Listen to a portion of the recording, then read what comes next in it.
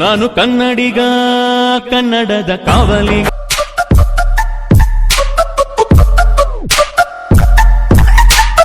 ನಮಸ್ಕಾರ ಕರ್ನಾಟಕ, ಮತ್ತೊಂದು ಹೊಸ ವ್ಲಾಗ್ಗೆ ಸ್ವಾಗತ ಸುಸ್ವಾಗತ. ಟೈಟಲ್ ತಮ್ಮಲ್ಲಿ ನೋಡಾಗಲೇ ಗೊತ್ತಾಗಿರೋದು ನಿಮಗೆ ಇವತ್ತಿಂದ ಕಾನ್ಸೆಪ್ಟ್ ಏನು ಅಂತ. ಹೌದು, ಇವತ್ತು ನಾವೆಲ್ಲ ಕಸಿನ್ಸ್ ಎಲ್ಲ ಸೇರಿಕೊಂಡು ಟೆರೆಸ್ ಕುಕ್ಕಿಂಗ್ ಮಾಡ್ತಾಯಿದ್ದೀವಿ. ಏನಪ್ಪ ಸ್ಪೆಷಲು ಅಂದರೆ ನಾನ್ ವೆಜ್ ಮಾಡ್ತಾಯಿದ್ದೀವಿ. ಚಿಕನ್ ಬಿರಿಯಾನಿ ಮತ್ತು ಚಿಕನ್ ಕಬಾಬ್ ಮಾಡ್ತಾಯಿದ್ದೀವಿ. ಇನ್ನೊಂದು ಏನಪ್ಪ ಟ್ವಿಸ್ಟು ಅಂದರೆ ಗ್ಯಾಸಲ್ಲಿ ಮಾಡ್ತಿಲ್ಲ, ಇಂಡಕ್ಷನ್ ಸ್ಟವ್ ತೊಗೊಂಡೋಗಿ ಮಾಡ್ತಾಯಿದ್ದೀವಿ. ಯಾಕೆ ಮನೇಲೇ ಮಾಡೋದಿತ್ತಲ್ಲ ಅಂದ್ಕೊಬೋದು.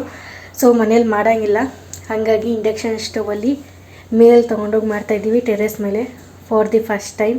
ನೋಡೋಣ ಏನೇನೆಲ್ಲ ಮಾಡ್ತೀವಿ, ಏನು ಕತೆ ಅಂತ. ಫಸ್ಟ್ ಟೈಮ್ ಈ ಥರ ಟ್ರೈ ಮಾಡ್ತಿರೋದು. ನಾರ್ಮಲ್ ಬಿಸಿನೀರು ಕಾಫಿ ಆ ಥರ ಎಲ್ಲ ಮಾಡಿದ್ವಿ. ಫಸ್ಟ್ ಟೈಮ್ ಈ ಥರ ಚಿಕನ್ನು ಕಬಾಬ್ ಮಾಡ್ತಿರೋದು. ನೋಡೋಣ ಏನೇನೆಲ್ಲ ಆಗುತ್ತೆ, ಯಾರ್ಯಾರೆಲ್ಲ ಇದ್ದಾರೆ ಅಂತ ತೋರಿಸ್ತೀನಿ. ಬನ್ನಿ ಇವತ್ತಿನ ವ್ಲಾಗ್ನ ಶುರು ಮಾಡೋಣ. ಅದಕ್ಕಿಂತ ಮುಂಚೆ ನಮ್ಮ ಚಾನಲ್ಗೆ ಸಬ್ಸ್ಕ್ರೈಬ್ ಮಾಡ್ಕೊಂಡ್ರೆ ಕೂಡಲೇ ಸಬ್ಸ್ಕ್ರೈಬ್ ಮಾಡ್ಕೊಳ್ಳಿ. ಬನ್ನಿ ಈಗ ಮೇಲೆ ಹೋಗಿ ಏನೇನು ಮಾಡ್ತಿದ್ದೀವಿ ಅಂತ ನಿಮ್ಮ ಜೊತೆ ಶೇರ್ ಮಾಡ್ತೀನಿ.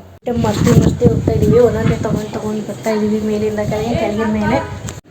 ಈಗ 4 ಜನ ಮೇಲೆ ಬಂದು ರೂಮಲ್ಲಿ ಟೇಬಲ್ಲು ಏನೇನು ಬೇಕು ಎಲ್ಲ ಈಚೆಗೆ ತೆಗ್ದು ಅರೇಂಜ್ ಮಾಡಿ ಇಕ್ಕಿದ್ವಿ. ಇಷ್ಟೊತ್ತಲ್ಲಿ ಆಗಲೇ ಪೂರ್ವಿ ಮತ್ತು ಯಶು ಕಬಾಬ್ ಕಳ್ಸೋಕ್ಕೆ ರೆಡಿ ಮಾಡಿದರು.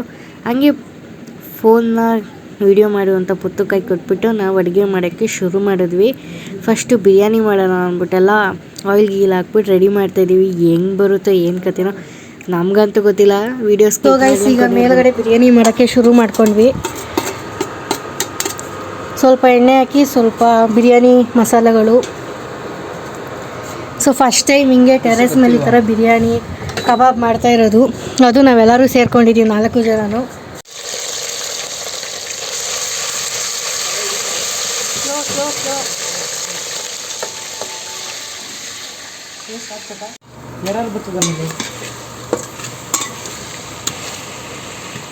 ಇದೇ ಫಸ್ಟ್ ಚಿಕನ್ ಮಾಡ್ತಿರೋದು. ಇದ್ರ ಮೇಲೆ ಕಾಫಿ ಟೀ ನೀರು ಬಿಟ್ಟು ಇದೇ ಫಸ್ಟ್ ಟೈಮ್ ಈ ಥರ ಕುಕ್ಕಿಂಗ್ ಮಾಡ್ತಿರೋದು.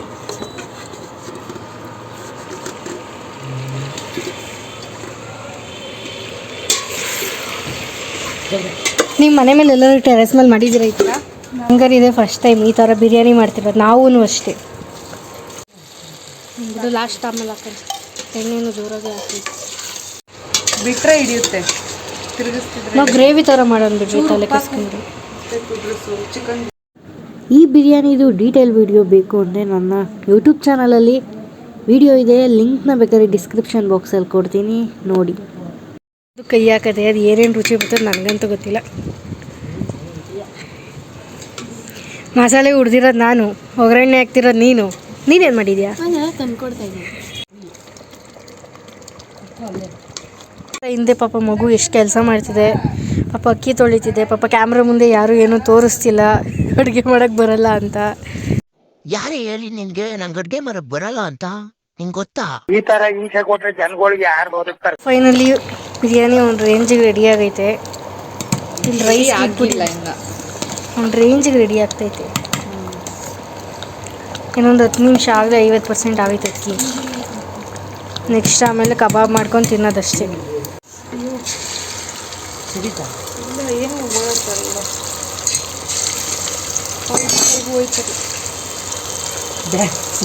ಅದಕ್ಕೆ ಜಾಸ್ತಿ ಹಾಕ್ತಾರೆ ಎಣ್ಣೆ ಹಾಕಿ 2 ಹಾಕಿ ಕದರಿಸ್ಬಿಡೋದು. ಇಟ್ಕೊಂಡ್ಬಿಡ್ತದೆ. ಇಲ್ಲೊಂದು ಹಾಕಲ್ಲ, ಕಡೆ ಒಂದು ಬಿಡು, ಕೈ ಹಾಕ್ಬೇಡ. ಹತ್ರ ಇರಲಿಲ್ಲ ಗ್ಯಾಸ್, ಅದಕ್ಕೆ ಸಪ್ಲೈಲಿ ಮಾಡ್ತಾಯಿದ್ವಿ. ನಮ್ಮ ಬಾಂಡ್ಲಿ ಇರಲಿಲ್ಲ.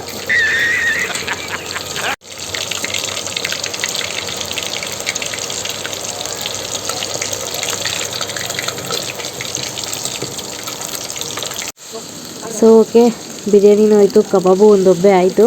ಹೇಗೆ ಬರುತ್ತೋ ಅಂತ ಭಯ ಇತ್ತು, ಆದರೆ ಚೆನ್ನಾಗಿ ಬಂದಿತ್ತು ಕಬಾಬ್ಸು. ಎಲ್ಲೂ ಸೀದೋಗಿರಲಿಲ್ಲ, ಏನಿಲ್ಲ. ಚೆನ್ನಾಯ್ತಾ?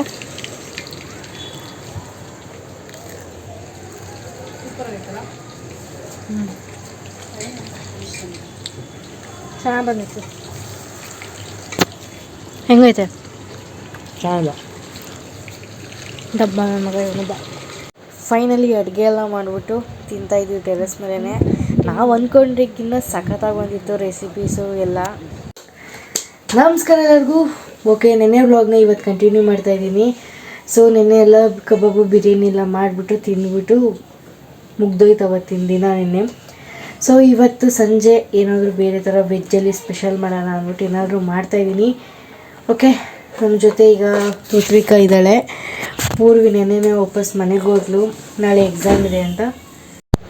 ಓಕೆ, ನಿಮಗೆ ಏನು ರೆಸಿಪಿ ಮಾಡ್ತಾಯಿದ್ದೀನಿ ಅಂತ ಹೇಳಲಿಲ್ಲ. ನಿನ್ನೆ ಎಲ್ಲ ನಾನ್ ವೆಜ್ ಮಾಡಿದ್ವಿ ಅಂದ್ಬಿಟ್ಟು ಇವತ್ತು ಏನಾದರೂ ವೆಜ್ಜಲ್ಲಿ ಸ್ಪೆಷಲ್ ಮಾಡೋಣ ಅಂದ್ಬಿಟ್ಟು ಹಿಂಗೆ ಯೂಟ್ಯೂಬ್ ನೋಡ್ತಾ ಇದ್ದೆ. ಅಲ್ಲೊಂದು ನಾರ್ತ್ ಇಂಡಿಯನ್ ಸ್ಟೈಲ್ದು ತಿಂತಾರಲ್ಲ ASMR ವಿಡಿಯೋ ಬಂತು. ಹಂಗೆ ಯಾಕೋ ನನಗೂ ತಿನ್ನಬೇಕು ಅನಿಸ್ತು. ಸೊ ತೋಫು ಬರುತ್ತಲ್ಲ, ಪನ್ನೀರ್ ಟೈಪು, ಅದು ಮತ್ತು ಆಲೂಗೆಡ್ಡೆ ಹಾಕ್ಬಿಟ್ಟು ಮಸಾಲ ಮಾಡೋಣ ಅಂದ್ಬಿಟ್ಟು ಮಾಡ್ತಾಯಿದ್ದೀನಿ.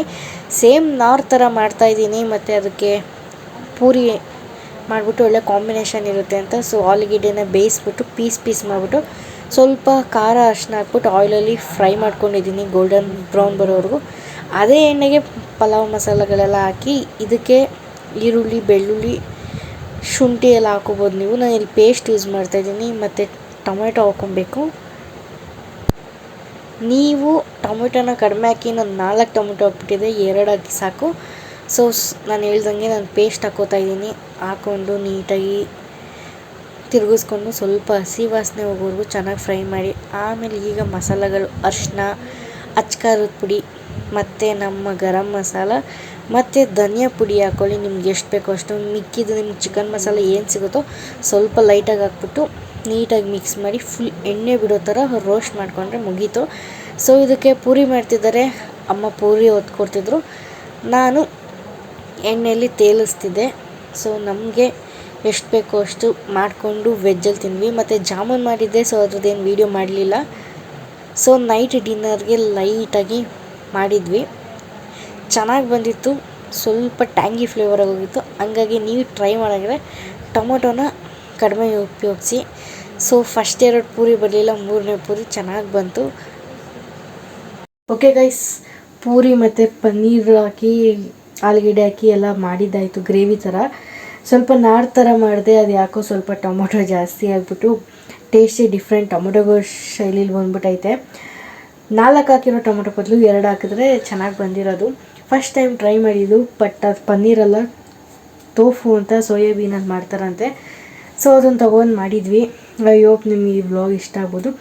ಚಿಕ್ಕ ವ್ಲಾಗು, ಪುಟಾಣಿ ವ್ಲಾಗು. ನಿನ್ನೆ ಟೆರೆಸ್ ಕುಕಿಂಗ್ ಅಂತ ಮಾಡಿದ್ವಿ. ಸೊ ಅದನ್ನೇ ಕಂಟಿನ್ಯೂ ಮಾಡಿದ್ದೆ ಇವತ್ತು, ಇನ್ನೊಂದು ರೆಸಿಪಿ ಥರ ಮಾಡೋಣ ಅಂದ್ಬಿಟ್ಟು. ಸೊ ಮೇಲ್ಮೇಲೆ ಮಾಡಿದ್ದೀನಿ ಅಷ್ಟೇ. ಓಕೆ, ಐ ಹೋಪ್ ಈ ವ್ಲಾಗ್ ಇಷ್ಟ ಆಗುತ್ತೆ ಅಂದ್ಕೋತೀನಿ.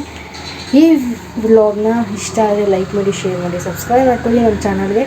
ಓಕೆ, ಮುಂದಿನ ವೀಡಿಯೋದಲ್ಲಿ ಸಿಗ್ತೀನಿ. ಅಲ್ಲಿವರೆಗೂ ಟಾಟಾ, ಬಾಯ್ ಬಾಯ್. ಸೊ ಇದು ನೆಕ್ಸ್ಟ್ ಡೇ ಮಾರ್ನಿಂಗ್ ನಮ್ಮ ಪುಟ್ಟ ಅಜ್ಜಿ ಮನೆಗೆ ಹೋಗ್ತೀನಿ. 4 ದಿನ ಇರೋದು ಅವಳು. ಹಂಗಾಗಿ ಹೋಗಿ ಅವ್ರ ಅಜ್ಜಿ ಮನೆಗೆ ಬಿಟ್ಬಿಟ್ಟು ಬಂದೆ. ಹಾಗೆ ನಮ್ಮ ಅಜ್ಜಿ ಒಂದು ಸ್ವಲ್ಪ ಹೊತ್ತು ಮಾತಾಡಿಸ್ಕೊಂಡು ಅವಳಿಗೊಂದು ಸ್ವಲ್ಪ ಓದನೆ ಇಟ್ಕೊಂಡು ಕೂತಿದ್ದೆ.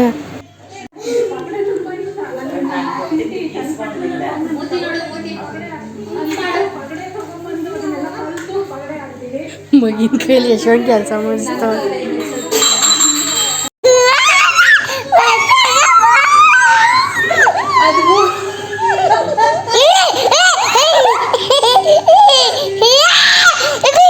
ಈ ತರ ಹಿಂಸೆ ಕೊಟ್ರೆ ಜನಗಳಿಗೆ ಯಾರು ಬದುಕ್ತಾರಕ್ಕ?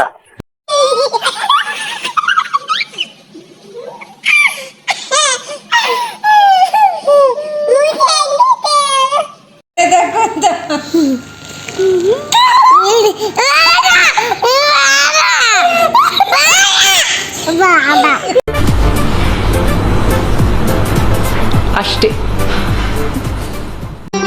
ಮತ್ತೆ ಭೇಟಿಯಾಗೋಣ. ನಮಸ್ಕಾರ. ಪ್ಲೀಸ್ ಸಬಕರ ಸರಕ ಸಬರಕರಾಯ್ ಸರ